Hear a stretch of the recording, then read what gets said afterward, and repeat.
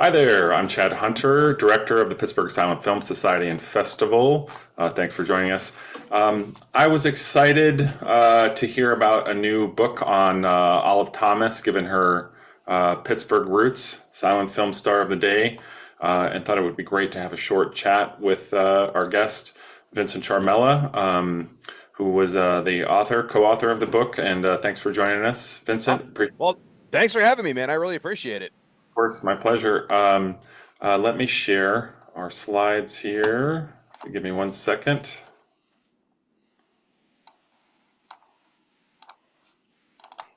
There we go. We're off and running. Okay, well, yeah, thanks again for joining us. I wondered if we could start off. Could you tell me a little bit about yourself? We met probably a few years ago. I think outside the Harris Theater. You were there for a silent film event. Yeah, Nosferatu, the 100th anniversary. Right. Okay. Cool. And we started chatting, and I think that's when you mentioned your interest in writing a book on Olive Thomas. But I know that you have a lot going on. You are into a ton of different projects. But first, can you tell me what? Yeah. How do you make a living? What is your profession? And what are your hobbies? What do you do otherwise? Sure. Well, I this will be my coming actually just past my 15th year of teaching. So that's what I do professionally. Right now, I teach for Insight, Pennsylvania. It's a cyber charter school where I teach psychology and anthropology. Two awesome classes that really allow me to I love being involved in many different things. I think I'd get too bored if I just focused on one. So, psychology, anthropology, silent films. I also write about baseball, specifically 19th and early 20th century Pittsburgh baseball and Pittsburgh boxing from that same time period, late Victorian, early Edwardian. My tie to that is my great great grandfather was Pittsburgh's first boxing superstar back Oh, between 1895 and 1905, and holds two records. He has the longest fight in Pittsburgh history. So back in 1898, it was illegal to fight on Pittsburgh soil. Putting that in quotations. So they'd float a barge out in the river because now you're not on soil.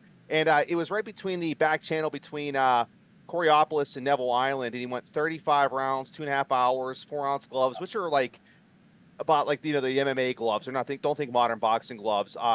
And there was no ring; it was just a street fight essentially on a barge. So he still holds that record. And then he fought in the World's Fair in 1904 against Abe Attell, who was the featherweight champion. It was a non-title fight. He beat Attell, and Attell ducked him for the rest of his life and never gave another title shot. And Attell was one of those weird tie-ins was the go between Arnold Rothstein and the Black Sox of 1919, who threw the World Series. So playing that like six steps to Kevin Bacon, myself, the shoeless Joe Jackson, not that it's just a few steps. yeah. Well, that's a great. What a great tie-in, and I can understand, why that would sort of drive you to do the research and the work that you've done. Okay, and so yeah, and I know maybe you mentioned this quickly, but yeah, Negro League work, and I know also Oh yeah. um, uh, I've seen photos of you with your son and family searching out lost, gravestones and that kind of stuff. I enjoy that kind of stuff myself too. But yeah, could you say something about that? Sure. Back in 2020, we wrote a book called Greats in the Graveyard. We meaning my wife, son, and I, which we documented anybody that had their hand in Major League Baseball, and that includes like the Negro Leagues, umpires, writers, sportscasters, anybody that was buried in Allegheny County.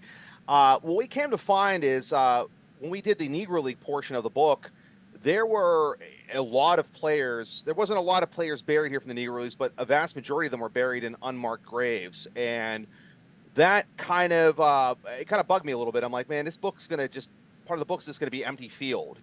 So taking a cue from the Negro League Grave Markers Project, which is a nationwide thing, I teamed up with Sean Gibson and the Josh Gibson Foundation, and we kind of kicked the idea around for a little bit, like in 2021, and then by 2022, late 2022, we had a committee set up, ready to accept donations, and starting in 2023, we were off rolling. Out of that, we now have 21 people. I just found one like 2 weeks ago.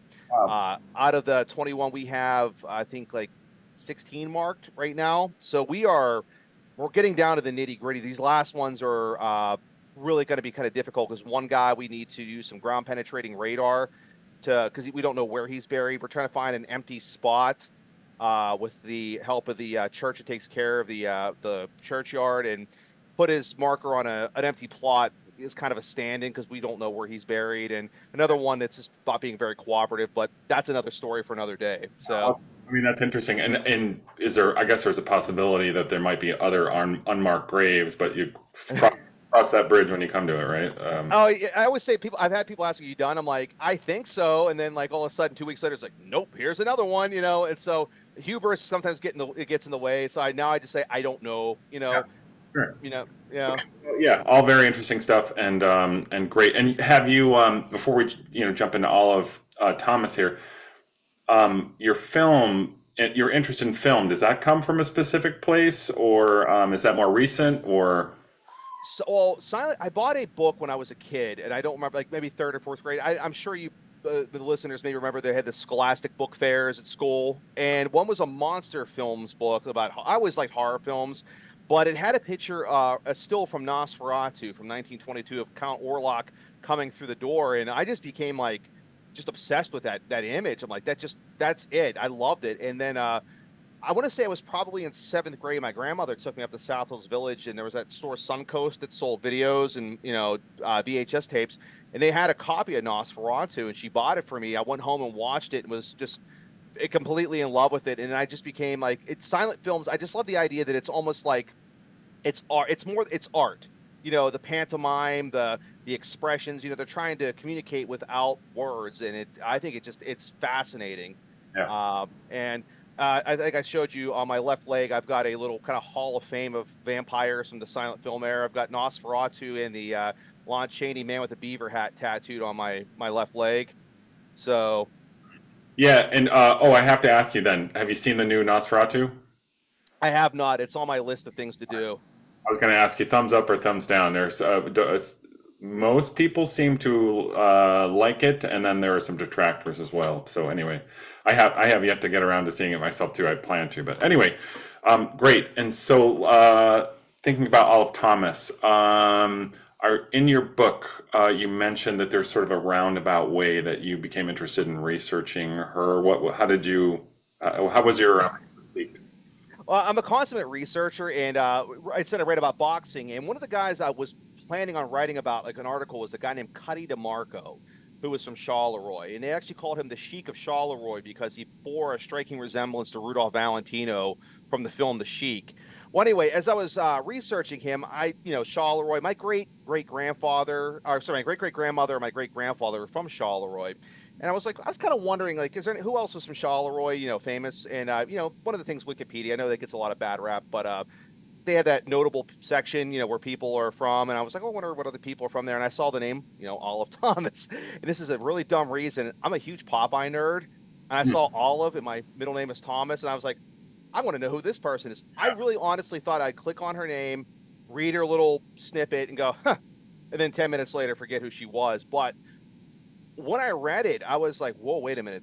There's a story here. I need to know more. And after I got done reading it, I started kind of like going down the rabbit hole, and I found a lot of very mixed information about like her death and her life. And it was really hard to kind of separate fact from fiction just on the outset. So Cuddy DeMarco kind of got put aside. I thought, well, I'll get to him at some other point. And this is back in February of 2021, and from that point on, I just became obsessed with just trying to uncover all of and untangle the real story of her, which is very out of it's out of my field of knowledge. I mean, I love silent films and I write about sports, but writing about sports and writing about Hollywood are two different things, and that's why it took so long, because I wanted to make sure that, like, when I was presenting this book, that I did my due diligence and try to chop out rumor and try to concentrate on, as Joe Friday said, just the facts. Yeah. Right. Yeah, and actually, that it occurs to me, I can mention how I became aware of or interested in Olive Thomas. So I'm a film archivist by background, and used to work at the George Eastman Museum in Rochester, New York. We've talked about this, but I'll mention it for the viewers. I was an archivist there, and in one of the responsibilities I had was the 28 millimeter diacetate collection. which, in a nutshell, so films were released on 35 millimeter nitrocellulose film, flammable, and people, if you've heard about fires in theaters, etc. And so, of course, they didn't want flammable films to be shown at YMCA's, schools, churches, but there was a market for that, and so they kept trying to find a what's called a safety format to be able to show these films on a safer film base that wouldn't catch fire. And so Pathé Frere, French company, came up. They worked on several different film formats. Later, a 9.5 millimeter home format.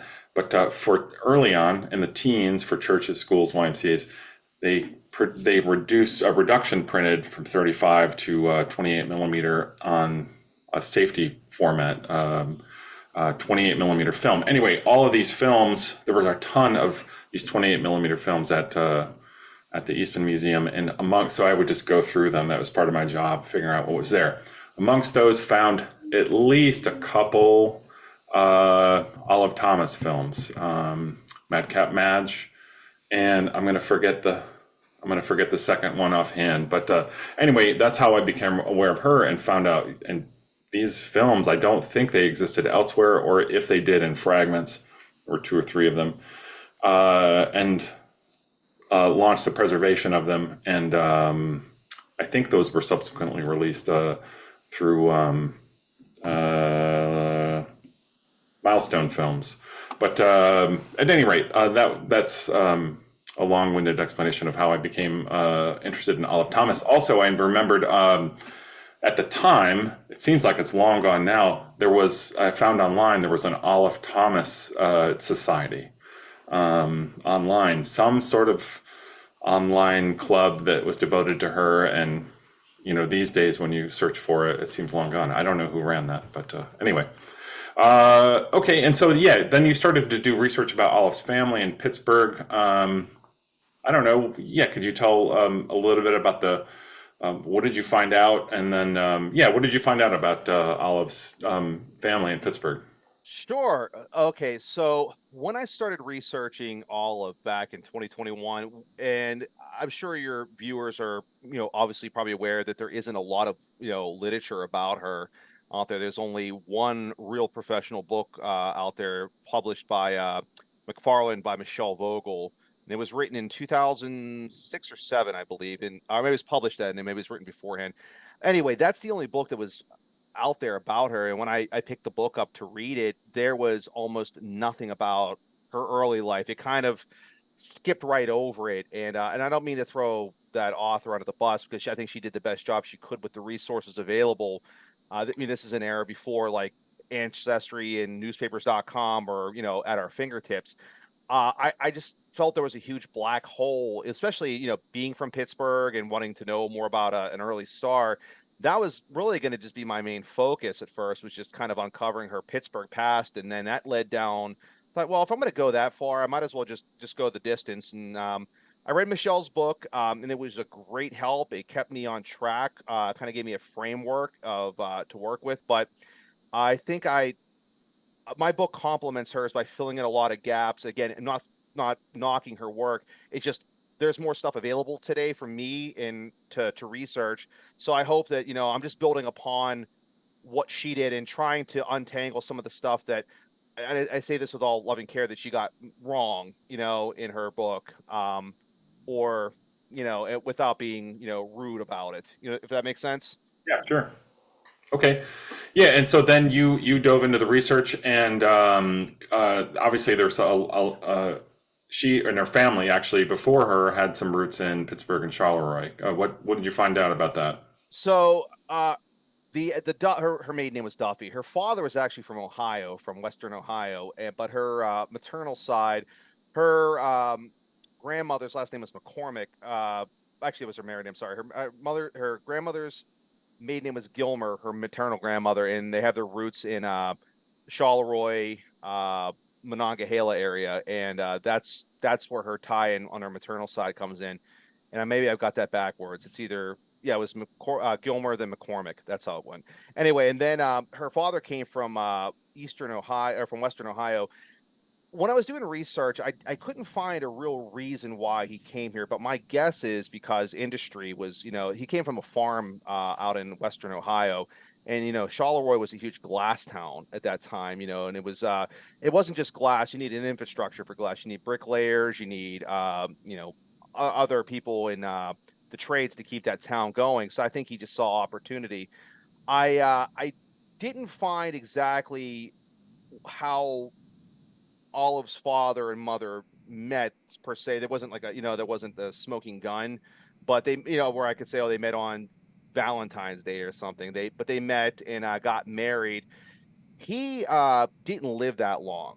Her father, he actually perished, and there's a little bit of Michelle Vogel said he was a steel worker and died in an industrial accident, but I did find that he was a brick mason. It wasn't a steel worker, and that's on the death certificate. And one article, there's an obituary that says he died at his sister's house in Pittsburgh, but on a documentary that was produced called Everybody's Sweetheart, they did say he died in an industrial accident. So it's kind of like, I don't know. You know what I mean? There's really no, and that's about as much as you can pretty much gather at this time. Family rumor versus an obituary, which one's correct? But obituaries, while they're usually more reliable, aren't always the most reliable. The papers do make mistakes.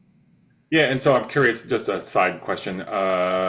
When you're seeking out sort of primary source documents like a death certificate, what county was that created in? Like, how did you hunt that down? So that ancestry.com is it's an awesome resource, and that's where you can find most death certificates. Each state has different laws depending on when they release them. Like Pennsylvania, it's 70 years after the person passes. And that they figure at that point, I guess, is privacy laws are pretty much relaxed because that person's now gone. Some states, I believe it's California, wait a century.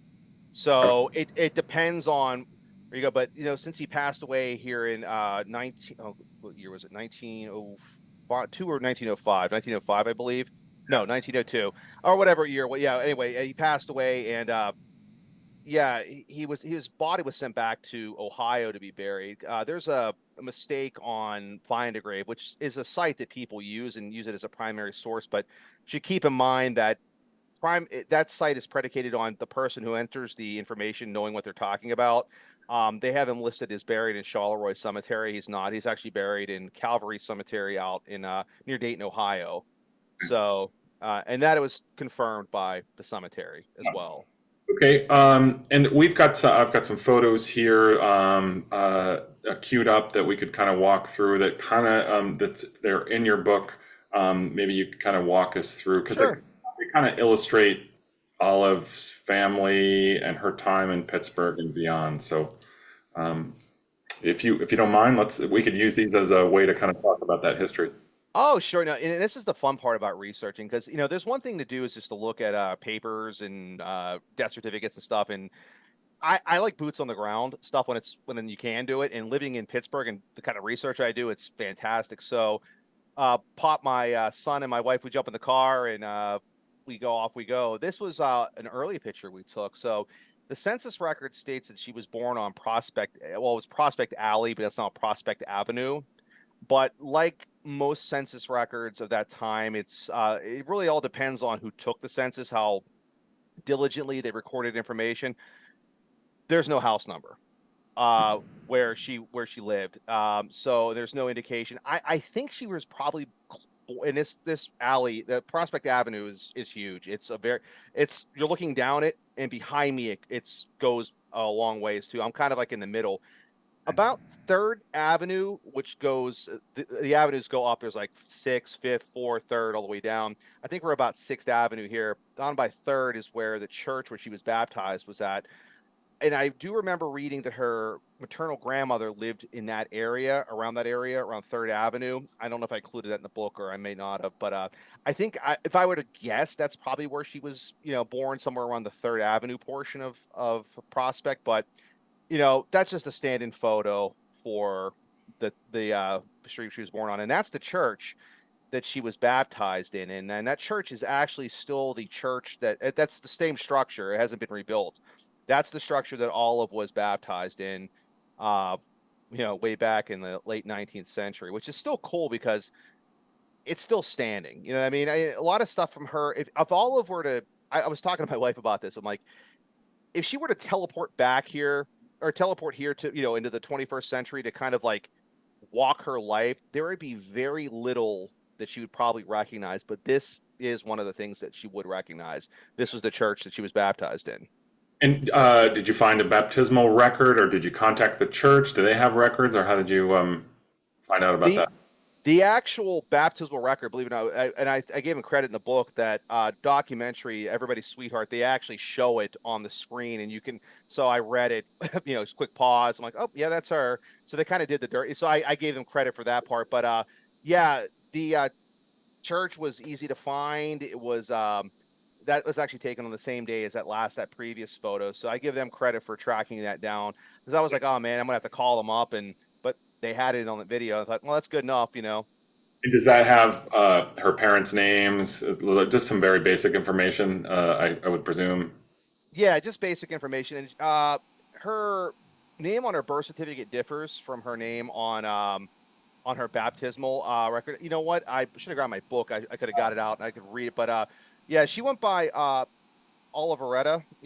That was yeah. You mentioned So her grandmother's name? yeah, that was her grandmother's name. So she was Olive at birth and then Oliveretta when she was baptized. So there was no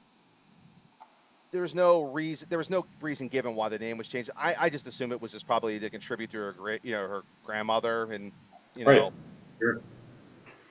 So as I said, Olive's dad passed away when she was rather young, and this is where the story gets a little confusing. And when you're doing like when you're looking for people that died over a century ago, and you're looking at newspapers, I mean, I'm sure your listeners know this, but nowadays we're very we do a lot of our due diligence and try to present things as they are. Back then, a lot of stuff was rumor and hearsay.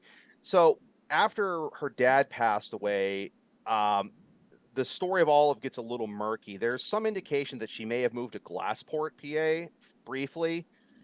It says with her maternal grandmother and her mother and two brothers, but in her grandmother's obituary, she supposedly didn't leave Charleroi until 6 years after before she passed away, which would indicate that she was never in Glassport. So there's a little bit of contradicting information. But then again, her mother supposedly met her second husband while working as a waitress in Glassport. So it gets a little kind of like Yeah. murky and hard to untangle. But regardless, Olive's mother got remarried and they moved to McKees Rocks. And this is probably where she's more known from being from the Rocks, than from Charleroi. She was born there. And this is the very first house that they lived in McKees Rocks. So It's on. what age would Olive have been when she moved here? We're talking like about 8 or 9. Oh, okay. So really young, and so she's living here, and her stepfather was he worked for the railroad, and by all accounts, he was a nice man. There's nothing that I ever uncovered that was would indicate that he was he didn't like his stepchildren or anything. But weirdly, he had children from a previous marriage that weren't associated with him at all, and the mother had passed away. So, but that's in the book. That's a whole other story. It was really weird. I couldn't really figure out why Olive didn't have contact with him, but yeah, but that's where they live. And the house is still standing today. It's I took that photo probably in 2022. Okay. But I asked the house next to it that's painted blue. I talked to the neighbor. I asked if anybody had lived there or if anybody knew. The neighbor had no clue about Olive Thomas, and she said the house had been pretty much abandoned for almost a decade. Oh, so it's vacant. Yeah. Oh, okay. And you didn't try the door. No, no, it's I'm the kind of guy that would get picked up for like doing that and all of a sudden thrown in jail. It's like Fair thinking I'm a enough. burglar. Fair enough. And that would be Olive Thomas. She got married young to a guy named Thomas Bernard. Thomas Bernard. Oh my God, it's just Krug. Krug's what they called him. His nickname was Krug. Anyway, but that was his parents' house in McKees Rocks, and that was taken in 2021. That was taken the same day as that last one. So after Olive moved to McKees Rocks. Bernard Krug Thomas. There you go. So I had my brain froze up. It's So okay. she met well, they called him Krug. That was his mother's maiden name. She met him at the movie theater at the Fraternal Hall in McKees Rocks with a friend, and Olive loved to dance, and she was with her friend. Olive at this time was actually working too down at Horn's department store in Pittsburgh, which I'll talk about in a second. But yeah, she used to go to the movie theater, and she loved to dance. And her friend introduced her to Krug, Bernard Krug Thomas, and said he won the Coney Island dance contest. I had to do a little research. Like, it doesn't make sense. Like, he went to Coney Island? No, I thought maybe he went to Coney Island, but no. The story is that Neville Island was nicknamed Coney Island at that time. So he won a contest, and Olive just, fell head over heels for him, and they became inseparable. As I said, she worked at Horns downtown, and across the street was Jenkins Arcade.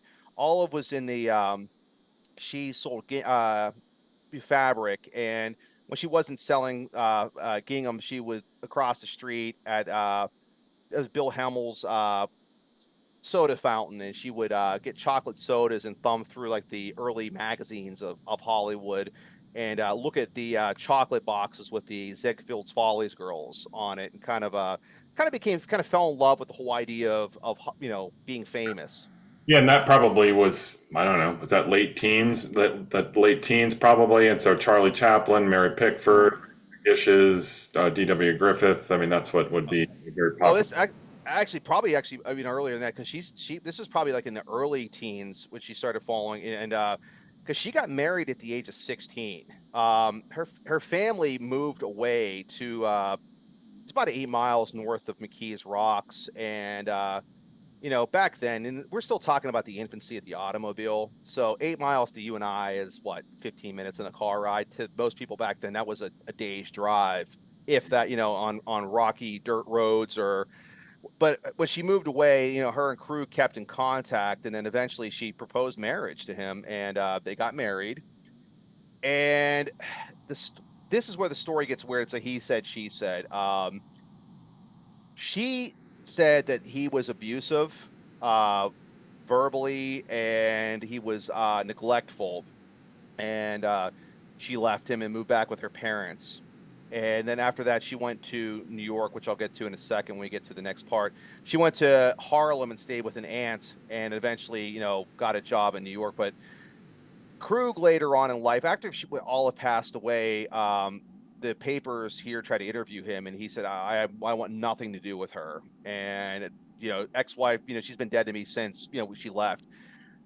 About a decade after she passed away, he did this did an interview with the Pittsburgh Press, and there was a huge like 3-page article about him and Olive, and he was kind of self-grandizing, like, "Oh, it was my idea. I told her, you were too pretty to just be a housewife, and she wanted to become famous, so I abandoned her and went to New York and got a job so she could file for a divorce." And but according to her, no, she actually had it built into her contract for the Follies that when her divorce was going to be finalized, she got a week off to come back to Pittsburgh and finalize it. But I kind of became, going back to the whole grave hunting thing, kind of became interested. I'm like, well, what happened to Krug after, they got divorced? And he never remarried, and it's in Michelle Vogel's book and the newspaper article as well. Supposedly, Olive ran into him, and she came back to visit some family in McKees Rocks, and she bumped into him and said, "Don't ever fall in love with anybody else but me." And again, it was kind of he was romanticizing his time with her. But from what I found again with his death certificate and what I could find, he seemed to have a bout of all. He seemed to be an alcoholic because he died from liver failure, and or from cirrhosis of the liver. And he died on Christmas Day. He never did get remarried. The house that I showed prior to where you had this one here. This is where Olive and him lived until they got an apartment in the flats, and then they split. But after Olive left, he moved back in with his parents, and this is where Krug lived until the day he died.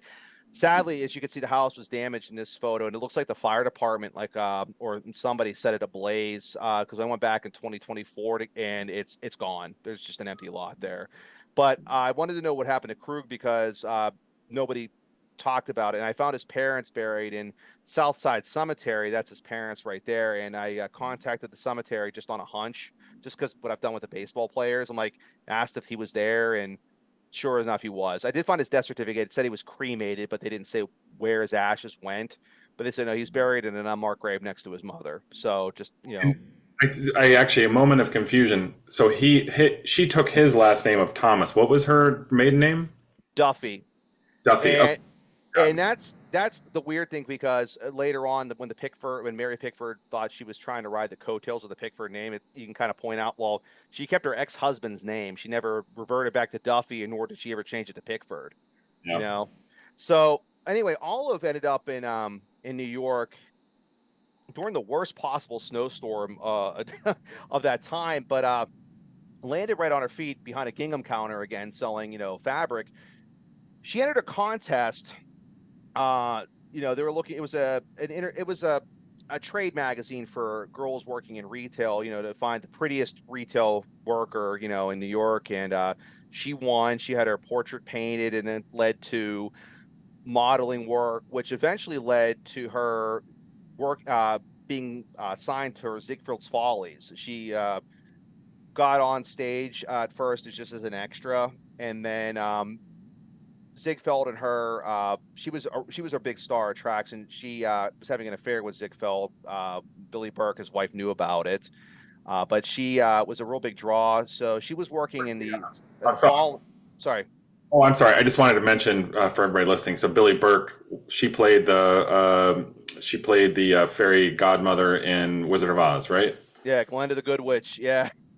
That's right. So yeah, but then Olive went. She was in the Midnight Frolic, which was the more risque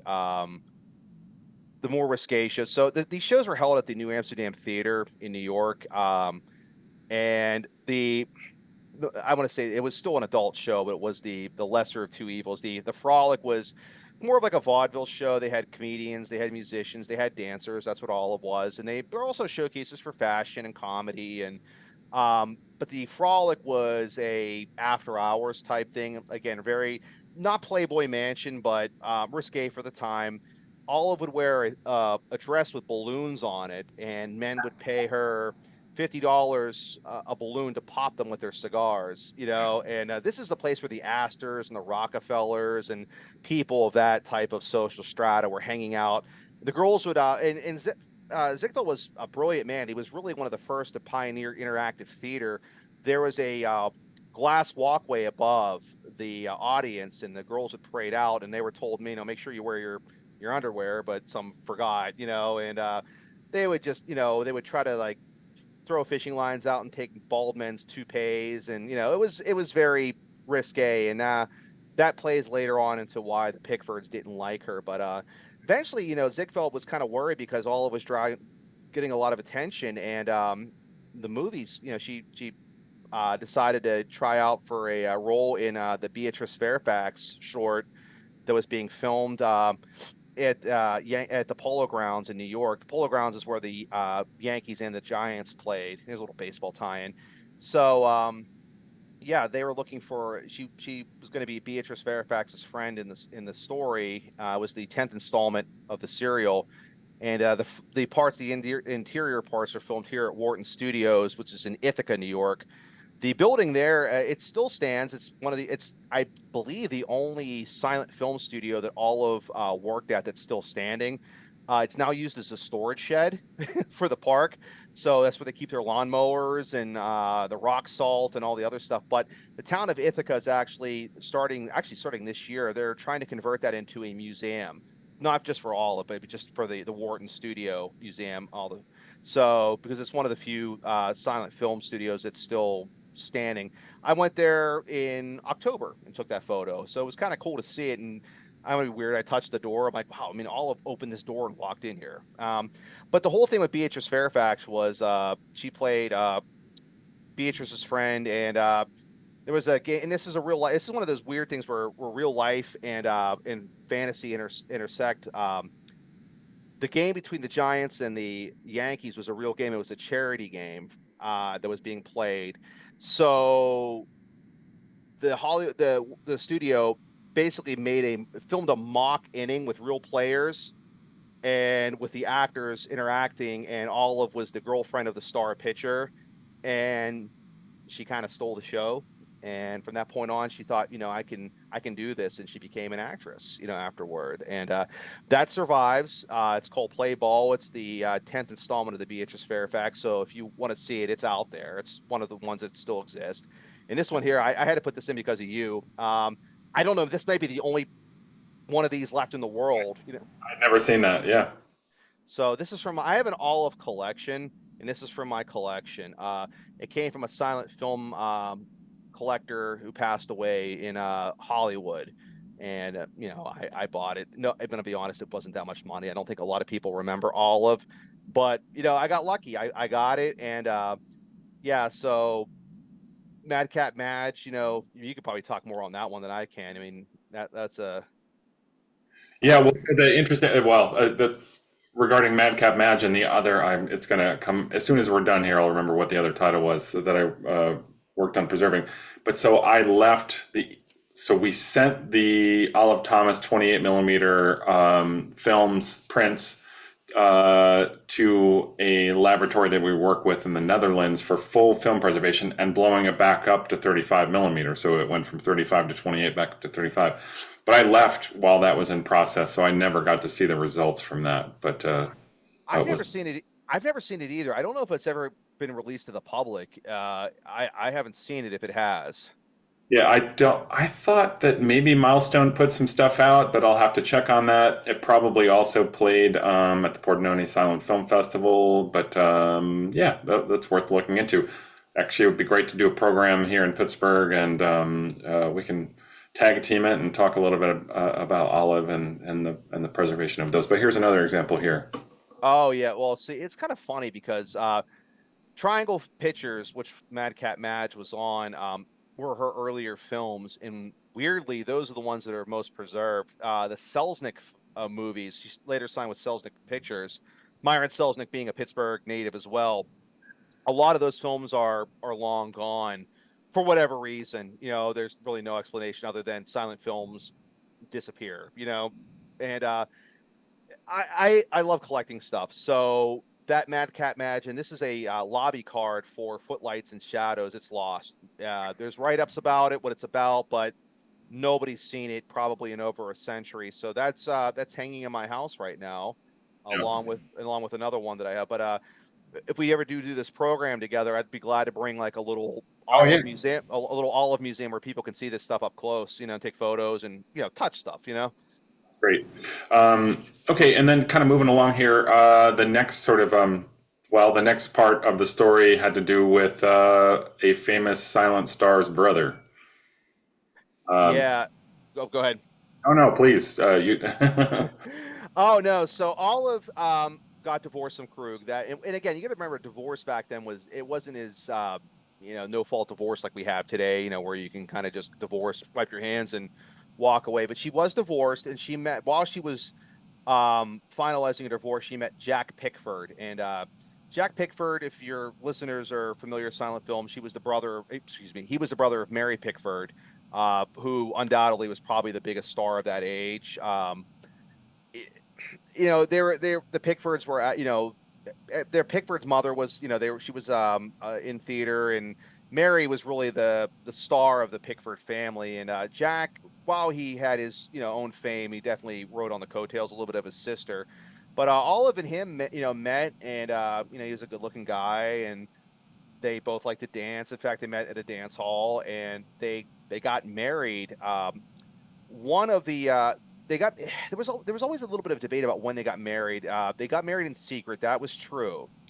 And the only witness was Thomas Meehan, who was a silent film actor from Pittsburgh, which I'm sure your listeners probably know about. By the way, if you want to go visit him, he's buried in St. Mary's Cemetery in Lawrenceville. So if you're a weirdo like me who likes graveyards, well, he's there. Go ahead. Sorry, side note, for quite some time, there's a few of us that are conspiring to do a Thomas. I kept saying Meehan, but somebody recently said Megan. Maybe it's pronounced Megan. But anyway, we're thinking about like a little mini tour having to do with Megan and show one of his films. Stay tuned for that. Yeah, I mean his films are. I love the Alaskan and the Canadian are both really good ones. So yeah, I'd definitely be down for that. But anyway, back to the story. But we did find we meaning me. I found her death certificate or her excuse me her marriage certificate, and she got married a lot later than it was quoted. But she was married under her maiden name Duffy, and Pickford uses his last name as Smith, which is actually his real last name, and but it's available on ancestry.com. You can look up her marriage certificate. But the whole point of that was they wanted to preserve the idea that they were both single. That's why they got married in secret because Olive was everybody's sweetheart. You might meet Olive. She's somebody that you could bump into. Maybe she could become your girlfriend. And the same with Jack. He was a heartthrob. He was a good-looking guy. Just like a lot of celebrities today, they don't want to.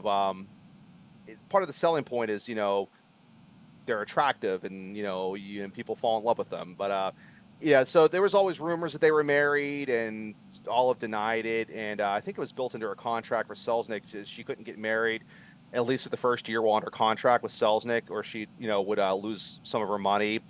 But yeah, she never lost any money. She got married much later. But yeah, they had a really rocky relationship. They both were very immature, and Mary Pickford in the documentary Everybody's Sweetheart, Mary Pickford historian, I think put it best when she said that they knew that Jack was a wild child and they needed somebody basically to anchor him down to reality, and Olive was not that person because she was him but in female form. And if you look at when their filming schedules, you compare their filming schedules, they always seem to be on opposite coasts or away from each other. And there's kind of a theory that was done on purpose because Mary wanted to separate the two. Because when they got together, Jack would buy her a $5,000 bracelet, and she would buy him a car, and then she'd lose that bracelet like a few days later, and then get drunk and wrap the car around a telephone pole, and then they would fight, and then they would go film and come back and make up, and then wash, rinse, repeat this kind of like toxic cycle over and over again. Very immature love, and kind of maybe analogous to today's to like almost like child stars and YouTube stars and personalities, like the fame and money, and it all comes at you quick, and they're too young to be to handle it. Oh, I mean, there's even there's stuff that it kind of cosplayed. They used to call each other Ma and Pa, as if they were, kind of immature. But yeah, for sure. She was still rather young at this time too. Where she's just in her early, she's just in her early 20s at this point. You know what I mean? So Yeah, and actually, so one question before I move on here, because you mentioned sort of like she was everybody's sweetheart, but I was interested. I found it interesting to read that early on she kind of, she was in her early films sort of portrayed as a vamp character, right? Under sort of like following Theda Bara's a model of a sexy vamp character. Is that true? yeah, actually, in a little bit of actually in her later films, it was Oh, more of later. the yeah. In her early films, she had two different roles she played. She played the rags to riches girl in her early films, the one that came out from the gutter and became famous, became rich or married rich. And then starting with the Selznick movie, Upstairs and Down is where she got into the baby vamp, role. And that was if all any of her movies are still out there that knock on wood that I'd love I don't know, I've read so much about that movie, I'd love to see it, but that movie to me I think was really the role that shaped the Olive Thomas role leading up to her passing. Okay, interesting. Yeah, so maybe we could go into that. Can you, they weren't married for very long, correct? Like just a few years, and Just then a few years, yeah. tragedy struck. What happened? So as I Olive was I'm sorry. Definitively. Tell us what the real story is. I know. And that's the big question. What exactly happened on that fateful night? So anyway, fast forward to 1920. Olive and Jack are going to go on their second honeymoon, even though they never really had a first honeymoon. And they're going to Paris, and they sail to France. And on the ship, she threw a surprise party for Jack. It was his birthday. There was no indication that there was any type of turmoil between the two. And I'm leading up to this, something to do with that here in a second. When they got to Paris, she was also it was partially a work related trip as well. She was being fitted for new costumes for some of the Selznick movies that were going to be produced. He actually had to go to London to do the exact same thing, being fitted for some new outfits and new suits. So they were away from each other for a while they were overseas. But when they came back, they picked up with that immature lifestyle. They went to Montmartre, which now it's a very artsy part of France. I was just there back about a decade ago. A lot of arts, a lot of artists, a lot of cafes. It's not a bad part of town, but back during Olive's time, this was the rundown, seedy part of Paris, and they would hang out at these bars like the Dead Rat, where pretty much anything goes: drugs, alcohol, prostitution, and Jack at this point, It was the Roaring Twenties.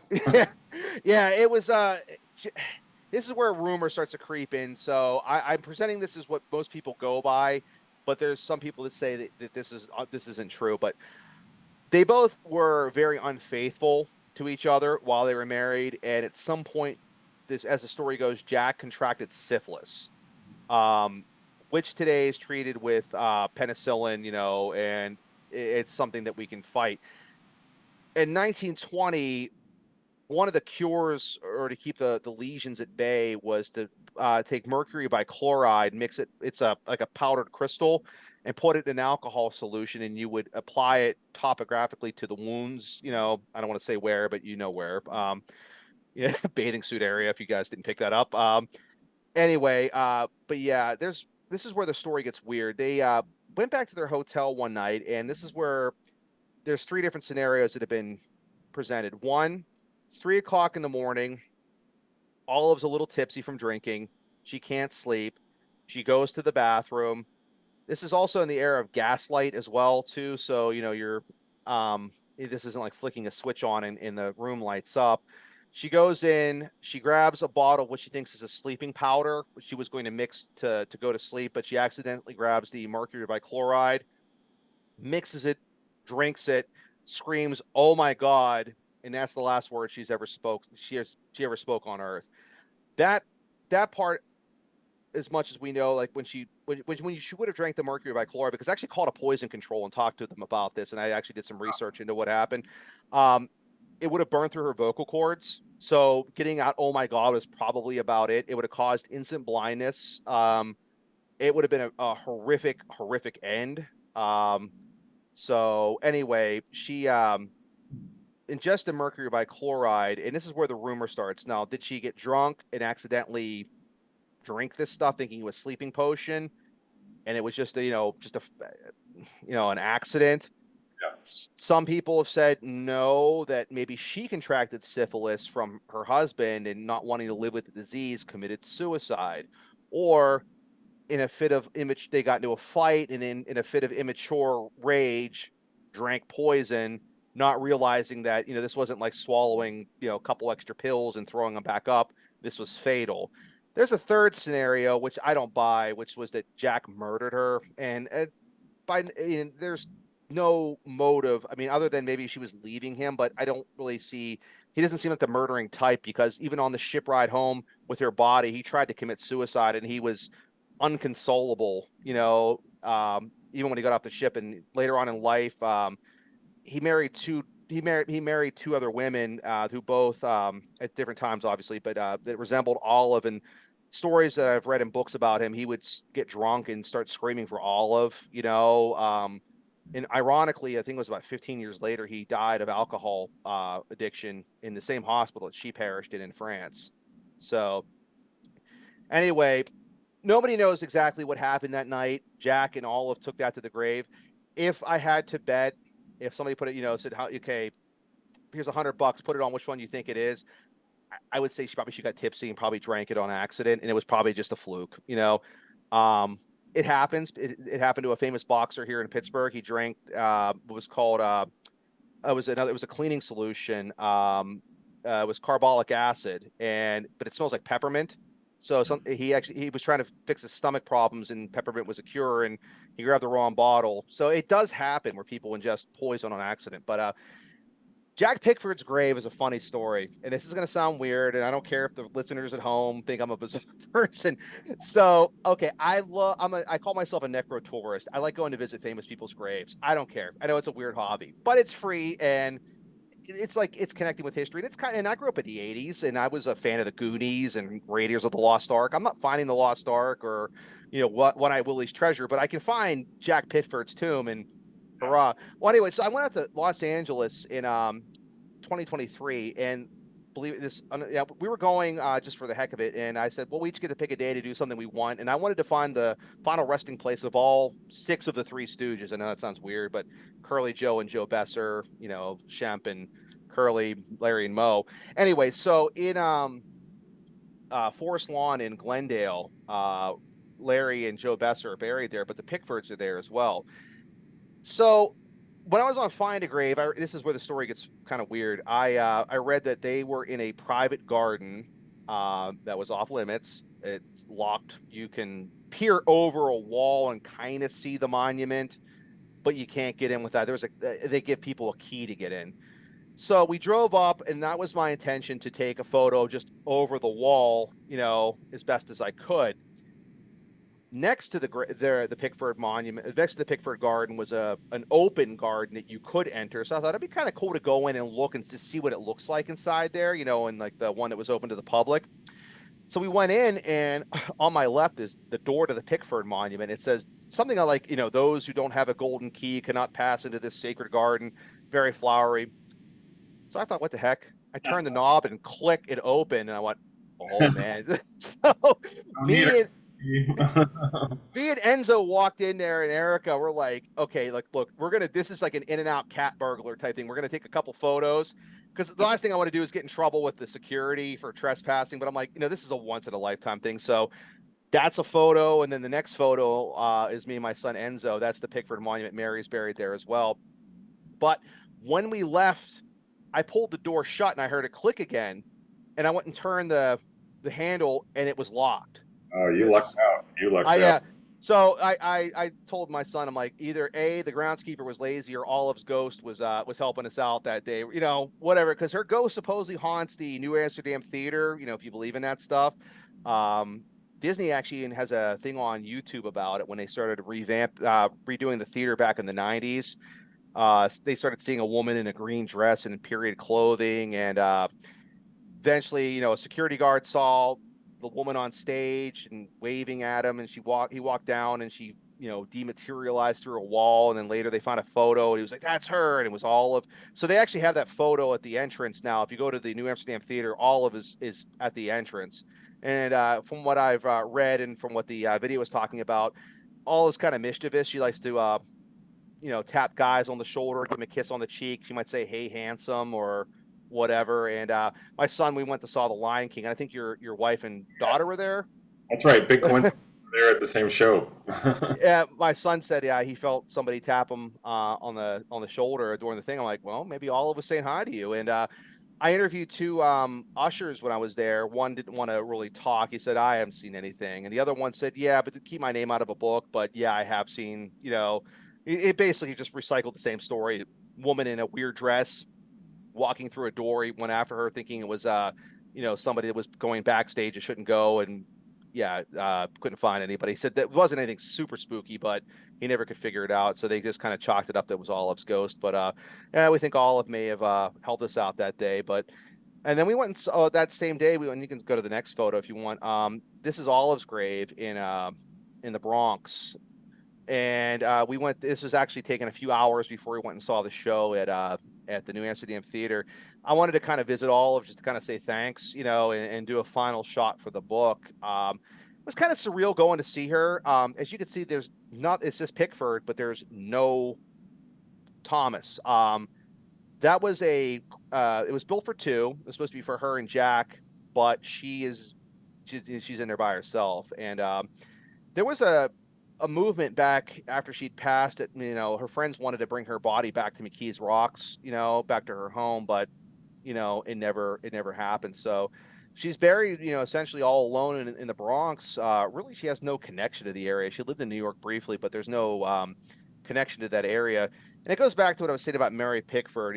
She tried to keep them separated in life, and in death, you can kind of see she's in New York, he's in California, with a whole continent in between. And I looked and I really couldn't find a reason why she wasn't disinterred and brought to the Pickford Monument over in California, but she's still there in the Bronx, and I don't think she'll ever be moved at this point. There was kind of backing up just slightly. So I think I saw on that grave marker that Jack Pickford died 1933 or so. What Yeah, year? What year did Olive die? she died in 1920, right at the cusp of the Roaring Twenties. So if it wasn't her final film, but it was probably her most famous film, it was called The Flapper. Um, and she kind of pioneered that baby vamp turned flapper look. Though I think Clara Bow, and you probably can correct me on it if I'm wrong, was the one who really kind of got credit for maybe kind of popularizing that, later. But Uh, Olive was, and then Louise Brooks for sure. Yeah. yeah, but Olive was actually really the proto flapper, and it's kind of sad that she kind of started a whole new social movement, with her dress and the carefree girl with a past. You're right. No, I'm wrong about Louise Brooks. You were right. Clara Bow she was actually in the It Girl and started that whole movement. Louise Brooks was not sort of not really the flapper type. Anyway, Yeah, so yeah, Jack never really got over. That's why that discredit the whole murder thing. Like when they brought her body back on the USS Mauritania, and they reported they had to restrain him because he tried to jump off the ship and kill himself. And when he got to port in New York, his not Mary, his other sister, name just escaped my mind. But anyway, she basically he was just uncontrollably like crying and sad, almost like crazy. Maybe it was her. Yes. Anyway, yeah, so he married twice afterwards, and both marriages failed. But if you go back and look at photos and you read the accounts, they both bore resemblance to Olive in some sort of way. But yeah, he would get drunk and scream for her, and I he wonder. I wonder what is on his death certificate. I mean, if he had contracted syphilis, maybe somebody wouldn't have put that on a death certificate of a famous person. I'm not sure. right. But the fact that it wasn't that, well, 13 years later, he died pretty young. So I wonder what the official cause was. I've read, and I can't remember if I actually found it or not, but I remember reading that he died from essentially alcoholism. And there were some rumors too that he was a heroin addict as well. So No, again, that's rumor, not proven. But speculate. yeah. So, but anyway, yeah, as you can see, he died pretty young as well. I don't think he ever fully got over her death. And he tried to replace her, and You also mentioned that he donated so he inherited whatever Olive's estate held, and he donated that portion back to Olive's mother. Is that right? yeah, that's another thing. Kenneth Anger, who wrote Hollywood Babylon. It's a bizarre book if you've ever read it. Talked about like he just made up stories essentially, and sold them for profit. And the thing was, he said that Jack essentially was trying to score heroin, or she was trying to score Jack heroin, and ended up dying herself from like a drug overdose. She was because she was or not, excuse me. She died because she was on drugs, and she drank the poison because she was out of her mind. But anyway, he said that Jack may have murdered her for the money, but Jack Pickford had his own money, and she did have an insurance policy with Selznick, but it wouldn't be payable to him. It would have gone to her mother. So that strike two, and then the third, when her estate actually went up for auction, everything from her jewelry to her hairbrushes, even down to her like vacuum cleaner, her sweeper, everything was sold. All the proceeds went to her family, so he didn't profit off of her death at all. This is from my collection here, upstairs and down. There was it wasn't made for the movie, but it was inspired by the movie. It was back then, this is prior to the age of buying a record, in a 78. If you wanted music, you bought it, you learned how to play it. And there's a song called Upstairs and Down, and There's olive on the front right there. And that comes up on eBay quite frequently, and it's usually around $10. So if anybody wants a piece of olive memorabilia, those are pretty cheap.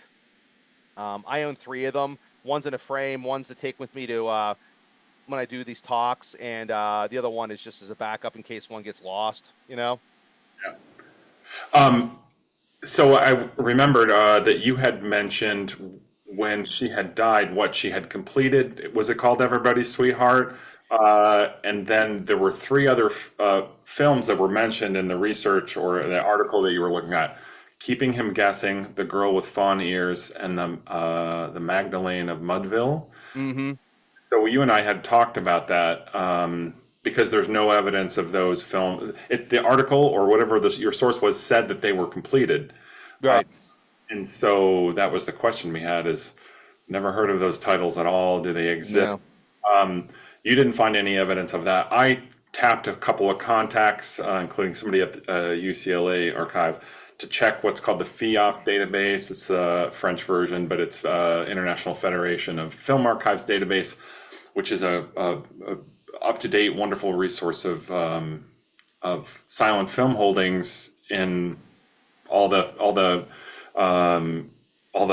film archives around the world that participate. We didn't find any evidence of those titles in there. So either they were retitled, which is possible. Maybe one or two of them could have been made and they were retitled and they're in there and just sort of hidden until somebody discovers them at a later date. Or perhaps they were just somebody said, "Oh yeah, we've made these," and actually they had only made one and getting ahead of themselves. Anyway, I thought that was, but maybe I don't know. Maybe there's some more research to be done there. Yeah, so I looked into that too because I found that article. I forget, it was in a newspaper article that talked about when before this was written after she had passed, saying that she completed 4 films for Selznick, and Everybody's Sweetheart plus the ones you just named. And so the Selznick papers are they're down in Texas. I think it's a Texas AMC, and I looked through those, what's online, and there's nothing in there about them. I do know that and I hope I get the date right. I think it was in 1925. Selznick was bought out, and my only guess, besides what you just said, maybe they got retitled and they're just again waiting to be discovered, or maybe they were made, never released, and eventually just recycled, and melted down. It's one of those things. I mean, we may never know for sure. All right. Well, interesting. Anyways, hopefully one or more survive, That'd be cool, wouldn't it? pop up at a later date, but I'm not holding my breath. Hey, we're about hitting I think an hour mark or so, a little more. So I've got one or two more questions for you. But actually, let's see what else do we have? Anything else? Here's one that you sent to me as well.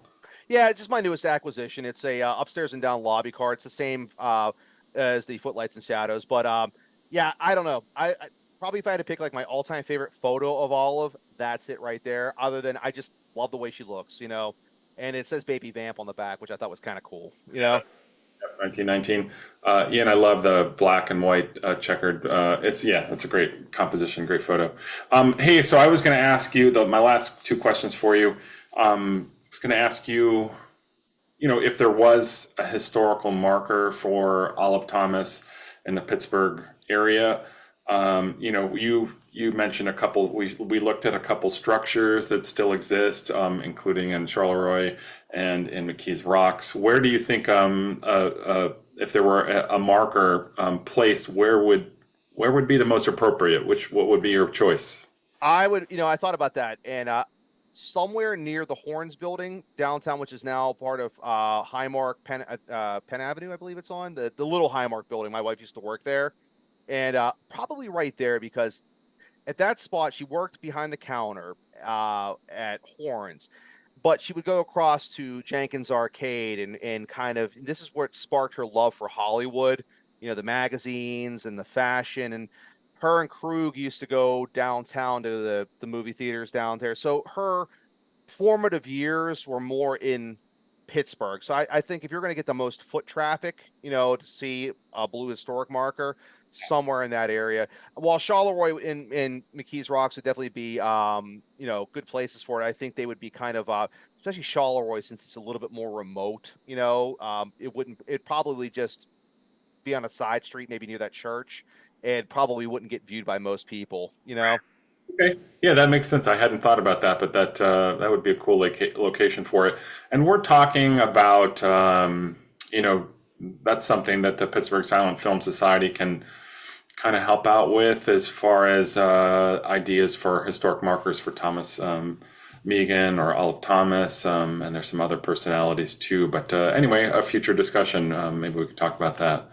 Um, yeah, and then I don't know, unless there's anything else that you wanted to mention regarding Olive Thomas or the book. The next thing I wanted to ask is what you're working on next. But yeah, anything else that you feel like we didn't cover or talk about with Olive Thomas? I mean, there's a lot of detail that I obviously, with the time that we have to cut out. The book is was essentially written for. I told my wife when I wrote it, I want she helped edit and she helped and put her ideas in, but I did the majority of the writing. I wanted to make a weekend read book. So if you go, if you're going to, like, I don't know, like Deep Creek, Maryland, Friday, you throw it in your bag, you read it, and by Sunday it's back in your bag, it's completed, you're home. So if you do decide to read the book, you don't need to be a silent films scholar or an Olive Thomas scholar. It's written very straightforward, as I said, the Joe Friday, just the facts. I tried to cut it. There's a lot of Hollywood rumor that I did cut out for the mere fact that it just becomes just too confusing.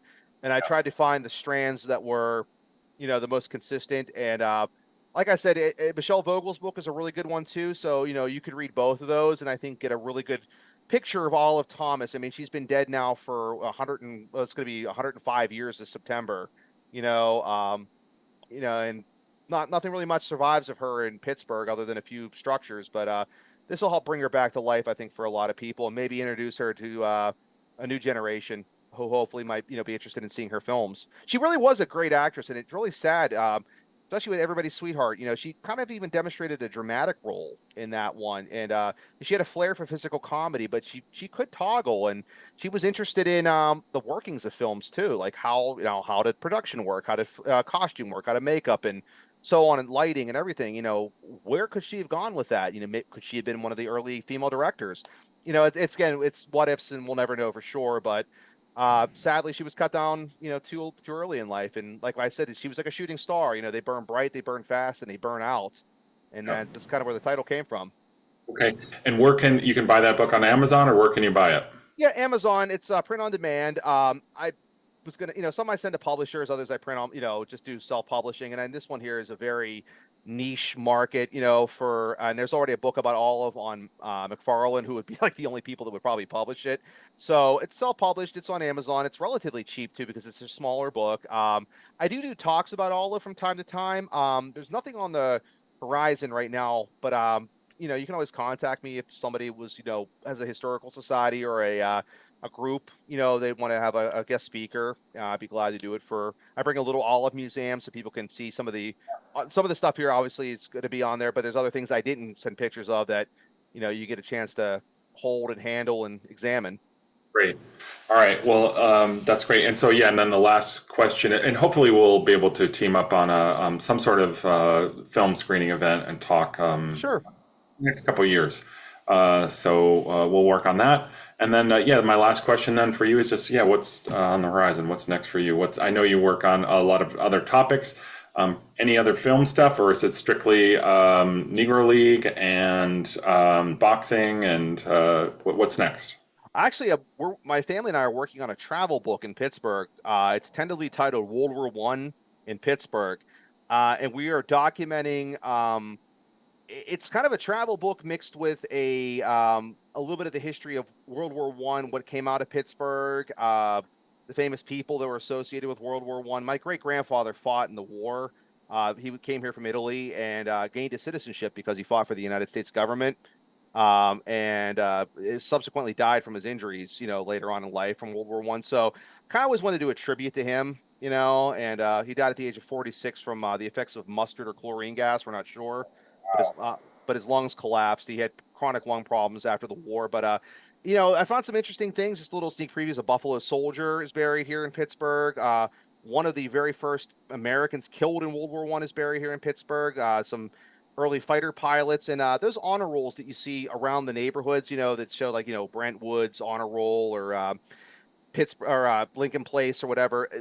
The book is essentially, we're going to be going from neighborhood to neighborhood, trying to find the honor rolls, but like documenting what happened during the course of that day, leading up to it, and then talking about that specific area's connection to World War One. We already got the first chapter written already because we did the first one on New Year's Day. So it takes place in up on Spring Hill, which was a really cool day to go out and start the book. So no release date yet. Just whenever it gets done, it gets done. Nice. Well, that's great. Can't wait to check that out. Unless there's anything else, thank you very much, Vincent, for your time for the book. Really glad to have it, and appreciate you talking about it. And I thought I would point out, if you're not familiar with the Pittsburgh Silent Film Society and Festival, there's our website, pittsburghsilentfilmsociety.org. We're on Facebook. You may be watching this here. I'm going to create a YouTube channel to put this on and share it in other platforms as well. But thanks again, Vincent, and hopefully we'll collaborate soon on some planning for some sort of olive event in the future. I'm looking forward to it. I want to say thank you, my friend, for just doing this for us, silent film buffs. I appreciate all your hard work you put into these. And these festivals, if you've never been to one, are fantastic. Please go to one if you haven't. Appreciate it. All right. Thank you.